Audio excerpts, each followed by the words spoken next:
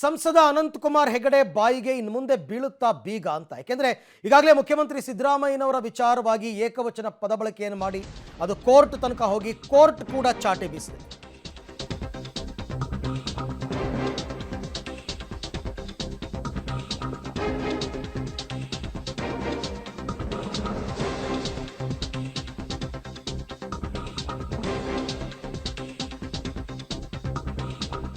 ಸಂಸದ ಅನಂತಕುಮಾರ್ ಹೆಗಡೆ ಬಾಯಿಗೆ ಬೀಗ ಬೀಳುತ್ತಾ ಅಂತಕ್ಕಂಥ ಪ್ರಶ್ನೆ ಹೈಕೋರ್ಟ್ ಕೂಡ ತರಾಟೆಗೆ ತೆಗೆದುಕೊಂಡಿದೆ. ಈ ಬೆನ್ನಲ್ಲೇ ಬಿಜೆಪಿಗೆ ಕಸಿವಿಸಿ ಮತ್ತು ಮುಜುಗರ ಆಗಿದೆ. ಸಿಎಂಗೆ ಏಕವಚನ ಮತ್ತು ಅವಾಚ್ಯ ಶಬ್ದಗಳ ನಿಂದನೆ ಪ್ರಕರಣ ಸಂಸದ ಅನಂತಕುಮಾರ್ ಹೆಗಡೆ ವಿರುದ್ಧ ಹೈಕೋರ್ಟ್ ಚಾಟಿ ಬೀಸಿದೆ. ಹೈಕೋರ್ಟ್ ತರಾಟೆ ಹಿನ್ನೆಲೆಯಲ್ಲಿ ಬಿಜೆಪಿಗೆ ಈಗ ಭಾರೀ ಮುಖಭಂಗವಾಗಿದೆ. ಈ ವಿಚಾರದಲ್ಲಿ ಲೋಕಸಭೆ ಚುನಾವಣೆ ಸಮೀಪದಲ್ಲಿ ಬಿಜೆಪಿಗೆ ಮುಜುಗರ ಸೃಷ್ಟಿಯಾಗಿದೆ.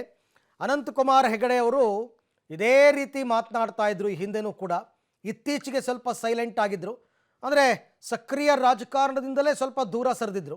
ಈಗ ಮತ್ತೆ ಉತ್ತರ ಕನ್ನಡ ಲೋಕಸಭಾ ಕ್ಷೇತ್ರದ ಟಿಕೆಟ್ ಬೇರೆಯವ್ರಿಗೆ ಕೊಡ್ತಾರೆ ಅಂತ ಸುದ್ದಿಗಳು ಹರಿದಾಡೋದಕ್ಕೆ ಶುರು ಮಾಡಿದ ಮೇಲೆ ಮತ್ತೆ ಸ್ವಲ್ಪ ಆ್ಯಕ್ಟಿವ್ ಆದರು. ಆ್ಯಕ್ಟಿವ್ ಆಗಿ ಅವರು ಆಡಿದ ಮೊದಲ ಮಾತಿನಲ್ಲೇ ಸಿದ್ದರಾಮಯ್ಯನವರ ವಿಚಾರವಾಗಿ ಏಕವಚನ ಪ್ರಯೋಗವನ್ನು ಮಾಡಿದರು. ಜೊತೆಗೆ ಅವಾಚ್ಯ ಶಬ್ದಗಳಿಂದ ಒಂದು ರೀತಿ ನಿಂದನೆಯನ್ನು ಮಾಡಿದ್ರು. ಹೈಕೋರ್ಟ್ ಈ ವಿಚಾರವಾಗಿ ತರಾಟೆಗೆ ತಗೊಳ್ತು.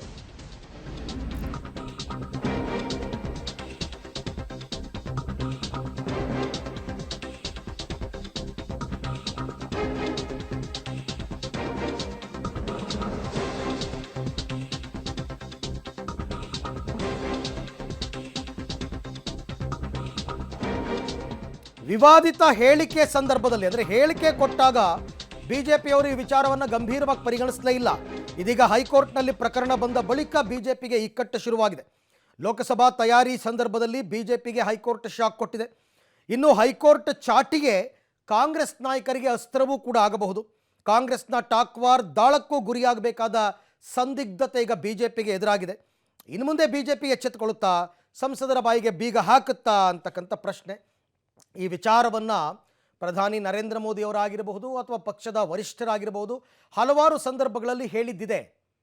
ನೀವು ಆಡುವಂತಹ ಒಂದೊಂದು ಮಾತು ಕೂಡ ಪಕ್ಷಕ್ಕೆ ಮತಗಳನ್ನು ತಂದು ಕೊಡಬೇಕೇ ಹೊರತು ಪಕ್ಷದಿಂದ ಜನ ದೂರವಾಗುವ ರೀತಿಯಲ್ಲಿ ಇರಬಾರ್ದು. ಇವರು ನಮಗೆ ನರೇಂದ್ರ ಮೋದಿ ಅವರು ಮಾದರಿ ಅಂತಾರೆ, ಅಮಿತ್ ಶಾ ಅವರು ಮಾದರಿ ಅಂತಾರೆ.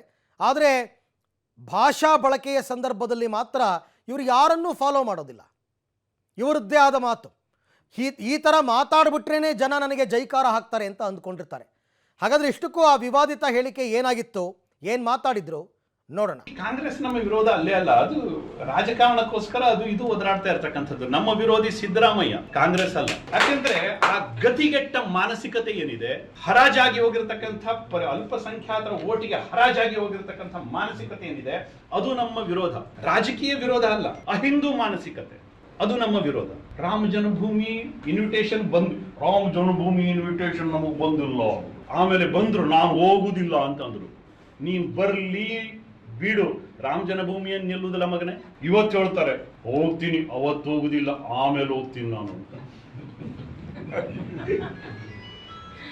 ಅಂದ್ರೆ ಹಿಂದೂ ಸಮಾಜದ ತಾಕತ್ತು ಕಂಡ್ರಿ ಇದು. ಕೆಲವರು ಹೇಳಿದ್ರು ನೀನು ಏಕವಚನದಲ್ಲಿ ಮಾತಾಡಬಾರ್ದಿತ್ತು ಅಂತೆಲ್ಲ ಹೇಳಿದ್ರು. ಅಲ್ರಿ, ನಾನು ಮಗನೇ ಅಂತ ಕರೀದ, ಮತ್ತು ಅವನಿಗೆ ಮತ್ತೆ ಅಂತ ಕರೀದ, ಅಪ್ಪ ಅಂತ ಕರೀದ, ಅಜ್ಜ ಅಂತ ಕರೀದ, ಮಾವ ಅಂತ ಕರೀದ, ಎಂತ ಕರೀದ. ನಮ್ಮೂರ ಬಗ್ಗೆ ಏಕವಚನದಲ್ಲಿ ಮಾತಾಡ್ಬೇಕಾದ್ರೆ ನಮ್ಮ ಹತ್ರ ಅಂತೂ ತಡ್ಕಲಿಕ್ಕೆ ಆಗೋದಿಲ್ಲ. ಮತ್ತೆ ಯಾರಾದ್ರೂ ತಡ್ಕಲ್ಲ ತಾಕತ್ತಿದ್ದು ತಡ್ಕಲಿ, ನಮ್ಮ ಹತ್ರ ಅಂತೂ ತಡ್ಕಲಿಕ್ಕೆ ಆಗೋದಿಲ್ಲ. ಈ ವಿಚಾರವಾಗಿ ಮತ್ತಷ್ಟು ಮಾಹಿತಿ ನನ್ನ ಕೊಲೀಗ್ ಮಸೂದ್ ಅವರಿಂದ ಪಡೆಯೋಣ. ಮಸೂದ್, ಈಗ ಬಿಜೆಪಿ ಅನಂತಕುಮಾರ್ ಹೆಗಡೆ ಅವರು ವಿವಾದವನ್ನು ಮಾಡಿಕೊಂಡಾಗ, ಈ ಮಾತನ್ನು ಆಡಿದಾಗ ಇದನ್ನು ಸೀರಿಯಸ್ ಆಗಿ ತಗೊಳ್ಳೇ ಇಲ್ಲ. ಬಟ್ ಯಾವಾಗ ಹೈಕೋರ್ಟ್ ಚಾಟಿ ಬೀಸ್ತು, ಈಗ ಒಂಥರ ಪಕ್ಷಕ್ಕೆ ಮುಜುಗರ, ಕಾಂಗ್ರೆಸ್ಗೂ ಇದೊಂದು ಅಸ್ತ್ರ ಆಗೇ ಆಗುತ್ತೆ ಸಹಜವಾಗಿ. ಹಾಗಾಗಿ ಪಕ್ಷ ಈ ವಿಚಾರದಲ್ಲಿ ಏನಾದರೂ ಗಂಭೀರವಾಗಿ ಪರಿಗಣಿಸಿ ಇವರುಗಳ ಬಾಯಿಗೆ ಬೀಗ ಹಾಕೋ ಪ್ರಯತ್ನಗಳಾಗುತ್ತಾ, ಏನಾಗಬಹುದು ಮುಂದೆ ಅಂತ? ಅರವಿಂದ್, ಸಂಸದ ಅನಂತಕುಮಾರ್ ಹೆಗಡೆ ಅವರು ಕುಮಟಾ ಪೊಲೀಸ್ ಠಾಣೆಯಲ್ಲಿ ತಮ್ಮ ವಿರುದ್ಧ ದಾಖಲಾಗಿರುವಂಥ FIR ರದ್ದು ಕೋರಿ ಹೈಕೋರ್ಟ್ನಲ್ಲಿ ಅರ್ಜಿ ಹಾಕ್ಕೊಂಡಿದ್ದರು, ರಿಟ್ ಅರ್ಜಿ. ಆ ವಿಚಾರಣೆ ಸಂದರ್ಭದಲ್ಲಿ ಹೈಕೋರ್ಟ್ ಅವರಿಗೆ ಚಾಟಿ ಬೀಸಿದೆ.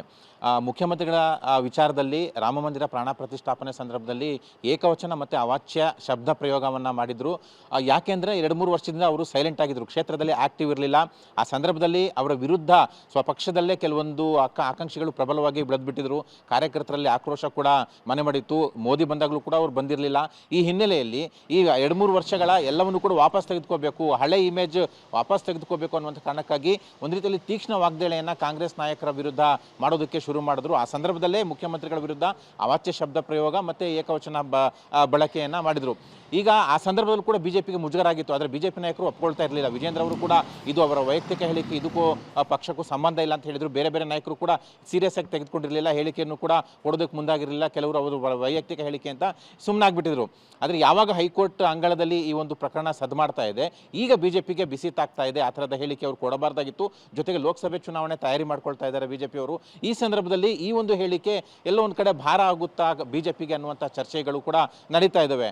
ಹೈಕೋರ್ಟ್ ಯಾವುದೇ ಬಲವಂತದ ಕ್ರಮ ತೆಗೆದುಕೊಡಬೇಡಿ ಅವ್ರ ವಿರುದ್ಧ ಅಂತಲೂ ಹೇಳಿದೆ. ಅದ್ರ ಜೊತೆಗೇನೆ ಯಾವ ರೀತಿ ಜನಪ್ರತಿನಿಧಿಗಳು ಇರಬೇಕು, ಯಾವ ರೀತಿ ಮಾತನಾಡಬೇಕು, ಮುಖ್ಯಮಂತ್ರಿಗಳಾಗಲಿ ಬೇರೆ ಬೇರೆ ನಾಯಕರ ವಿರುದ್ಧ ಆಗಲಿ, ಪಕ್ಷ ಹೋಗುತ್ತೆ ಬರುತ್ತೆ ಪ್ರಜಾಪ್ರಭುತ್ವ ಹೀಗೆ ಏನೋ ಕೆಲಸ ಮಾಡೋದು, ಆದರೆ ಭಾಷೆ ಮೇಲೆ ಹಿಡಿತಾ ಇರಲಿ ಅನ್ನುವಂಥ ಒಂದು ಚಾಟಿ ಬೀಸಿದೆಯಲ್ಲ, ಇದು ಕಾಂಗ್ರೆಸ್ಗೆ ಒಂದು ಕಡೆ ಪ್ರಬಲ ಅಸ್ತ್ರ ಆಗುತ್ತೆ. ಲೋಕಸಭೆ ಚುನಾವಣೆ ಸಂದರ್ಭದಲ್ಲಿ ಹೈಕಮಾಂಡ್ ನಾಯಕರು ರಾಜ್ಯಕ್ಕೆ ಬಂದಾಗ ಕಾಂಗ್ರೆಸ್ ನಾಯಕರು ಇದನ್ನೇ ಕೂಡ ಬಳಕೆ ಮಾಡಿಕೊಂಡು ಅಟ್ಯಾಕ್ ಕೂಡ ಮಾಡ್ಬೋದು. ಆದರೆ ಬಿಜೆಪಿಗೆ ಈ ಒಂದು ಸಂದರ್ಭದಲ್ಲಿ ಸಾಕಷ್ಟು ಮುಜುಗರ, ಕಸಿಬಿಸಿ ಆಗಿರುವಂಥದ್ದು. ಯಾವ ರೀತಿ ಇದನ್ನು ಭರಿಸ್ಕೋತಾರೆ, ಯಾವ ರೀತಿ ಇದನ್ನು ಡ್ಯಾಮೇಜ್ ಕಂಟ್ರೋಲ್ ಮಾಡ್ತಾರೆ ಅನ್ನುವಂಥದ್ದನ್ನು ಕಾದು ನೋಡಬೇಕು. ಇನ್ನು ಮುಂದೆ ಇನ್ನೂ ಕೂಡ 2-2.5 ತಿಂಗಳಿದೆ. ಈ ಸಂದರ್ಭದಲ್ಲಾದರೂ ಅವರು ಈ ಥರ ಮಾತಾಡಬಾರ್ದು ಅನ್ನುವಂಥ ಒಂದು ತಾಕೀತು, ಖಡಕ್ಕಾದಂಥ ಸೂಚನೆ ಅನಂತಕುಮಾರ್ ಹೆಗಡೆ ಅವರಿಗೆ ಪಕ್ಷದಿಂದ ಹೋಗುತ್ತಾ ಅಥವಾ ಹೋಗಲ್ವಾ ಅಂತ ಕಾದು ನೋಡಬೇಕು.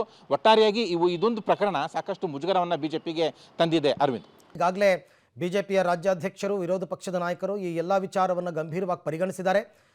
ಅನಂತಕುಮಾರ್ ಹೆಗಡೆ ಅವರಿಗೆ ಹೋಗಿರ್ಬೋದು ಕೆಲವೊಂದು ಮೆಸೇಜ್. ಅವರೊಬ್ಬರು ಅಂತಲೇ ಅಲ್ಲ, ಚುನಾವಣೆ ಸಂದರ್ಭದಲ್ಲಿ ಯಾರೇ ಏನೇ ಮಾತನಾಡಬೇಕಾದ್ರು, ಯಾವುದೇ ಪಕ್ಷದವರು ಮಾತನಾಡಬೇಕಾದ್ರು ಆಡೋ ಒಂದೊಂದು ಮಾತನ್ನು ನಿಗಾ ಇಟ್ಟು ಮಾತನಾಡಿದ್ರೆ ಒಳ್ಳೆಯದು.